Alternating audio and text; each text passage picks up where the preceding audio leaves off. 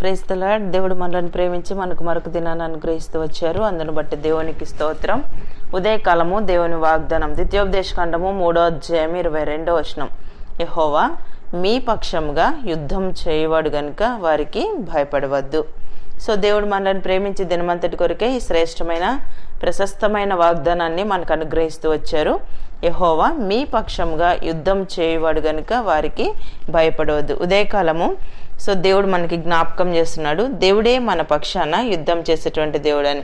So ఈ మాటలు మోషే యెహోషువతో సెలవిచ్చినట్టుగా మనం దేవుని యొక్క వాక్యంలో చదవగలం. అంటే ఇశ్రాయేల్ ప్రజల పట్ల దేవుడు మోషేని ఏర్పాటు చేసుకొని వారి జీవితంలో ఎంతమంది రాజులను వాళ్ళు జయిస్తూ వచ్చారో మనము దేవుని యొక్క వాక్యంలో చదవగలం. అంటే దేవుడు ఆజ్ఞాపించిన ప్రతి విషయాన్ని కూడా సో దేవుడు చెప్పినట్లుగా చేయగలుగుతూ వచ్చారు. అన్ని విషయాల్లో దేవుడు వారికి విజయాన్ని అనుగ్రహించినట్లుగా మనం దేవుని యొక్క వాక్యంలో చదవగలం. మీ దేవుడైన యెహోవా ఇద్దరు రాజులకు చేసినదంతయు నువ్వు కన్నులారా చూచితివి కదా, నీవు వెళ్ళుచున్న రాజ్యములన్నిటికీ యెహోవా అలాగుననే చేయును. అంటే ఎప్పుడైతే మనం ప్రభువు మీద ఆధారపడతామో దేవుడు గొప్ప కార్యాలు మన ఎడల జరిగించే దేవుడు అనమాట. సో మనం అదే అధ్యాయంలో కొన్ని వచనాలు మనం చదివినట్లయితే, ఆకాశం అందే గాని భూమి అందే గాని నీవు చేయు క్రియలను చేయగల దేవుడెవడు, నీవు చూపు పరాక్రమమును చూపగల దేవుడెవడు. అంటే మన దేవుడు గొప్ప కార్యాలు చేసేటువంటి దేవుడు. అంతేకాదు పరాక్రమం గల కార్యములు మన ఎడల జరిగించి దేవుడు ఎవరో రుజువుపరుచుకునేటువంటి దేవుడు అనమాట. అలానే ఐగుప్తు దేశం నుండి ఇశ్రాయేల్ ప్రజలను కనాను దేశానికి నడిపించేంత వరకు కూడా మధ్యలో ఎన్నో అద్భుతమైన కార్యాలు దేవుడు జరిగించినట్లుగా మనం ఎన్నోసార్లు చదివి ఉంటాం కూడా. మనం అయితే ఆ పరిస్థితులు మన వరకు వచ్చినప్పుడు మనం బాధ అనుభవిస్తూ ఉంటాం. దేవుని వాక్యాన్ని చదువుతామే కానీ విశ్వాసంతో కొన్నిసార్లు కొనసాగించలేనటువంటి జీవితాన్ని మనం కలిగి ఉంటాం. సో నిర్గమకాండం 14వ అధ్యాయం 14వ వచనం మనం చదివితే, యెహోవా మీ పక్షంన యుద్ధం చేయను, మీరు ఊరకయే ఉండవాలని ప్రజలతో చెప్పాను. సో ఇక్కడ దేవుడు వారు ఐగుప్తులో ఉన్నప్పుడు ఎన్నో గొప్ప కార్యాలు చేశాడు. అయితే ఇశ్రాయేల్ ప్రజలు వెనకాల ఐగుప్తీయులు రావడం చూసి వాళ్ళు మిక్కిలి భయపడుతూ వచ్చారు.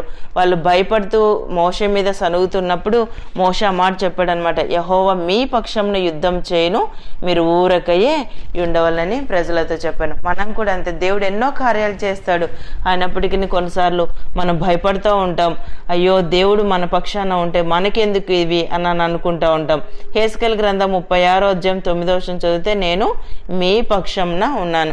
సో దేవుడే మన పక్షంన ఉంటే మన జీవితంలో ఎన్ని యుద్ధం లాంటి పరిస్థితులు ఎదురైనా వాటన్నిటిలో కూడా దేవుడు మనల్ని తప్పించగలరు. మనకు చక్కని ఆలోచన ఇచ్చి దేవుడు మనల్ని నడిపించగలడు కదా. ఈ భూమి అంటే ఆకాశం అందే గాని భూమి అందే గాని నీవు చేయు క్రియలను చేయగల దేవుడెవడు. ఇలాంటి గొప్ప దేవుని మనం కలిగి ఉన్నాం. కానీ పరిస్థితులను బట్టి కొన్నిసార్లు మనం భయపడుతూ ఉంటాం, అయ్యో గొప్ప దేవుణ్ణి నేను కలిగి ఉన్నాను, ఎన్నో గొప్ప కార్యాలు చేసే దేవుని నేను కలిగి ఉన్నాను, ఆయన ఆలోచన విషయంలో గొప్పవాడు, క్రియలు జరిగించే విషయంలో శక్తి సంపన్నుడైన దేవుణ్ణి నేను కలిగి ఉన్నానని కొన్నిసార్లు మనం మర్చిపోతూ ఉంటాం. సో యోబు అన్నట్లుగా నరుల కాలం అంటే భూమి మీద యుద్ధకాలం వంటిది కాదా, వాని దినములు కూలివాని దినములు వంటివి కావా.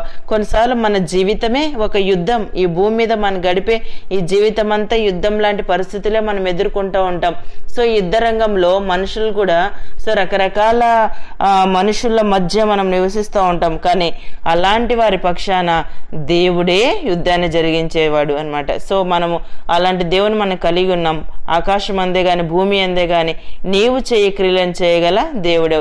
సో ఇలాంటి గొప్ప దేవుని మనం కలిగి ఉన్నాం కాబట్టి ప్రతి పరిస్థితుల్లో కూడా మనం విజయవంతంగా ముందు కొనసాగడానికి దేవుడు మనకు అనుగ్రహించిన అమూల్యమైన ఈ వాగ్దానాన్ని మన జీవితానికి మనం అన్వయించుకొని అన్ని పరిస్థితుల్లో ముందు కొనసాగినట్లు ప్రభువు మనందరికీ సహాయం చేయను గాక. ప్రార్థన చేసుకుందాం. ప్రియమైన తండ్రి, మీకు వందనాలు యేసయ్య. మమ్మల్ని ప్రేమించి మాకు అనుగ్రహించిన ఈ శ్రేష్టమైన వాగ్దానాన్ని బట్టి స్తుతిస్తున్నాను ప్రభా. యెహోవా మీ పక్షంగా యుద్ధం చేయవాడు గనుక వారికి భయపడవద్దని సెలవిచ్చారు. ఉదయకాలం నిత్య జీవపు మాటలు వింటున్న మీ ప్రజలందరినీ కూడా జ్ఞాపకం చేసుకునండి.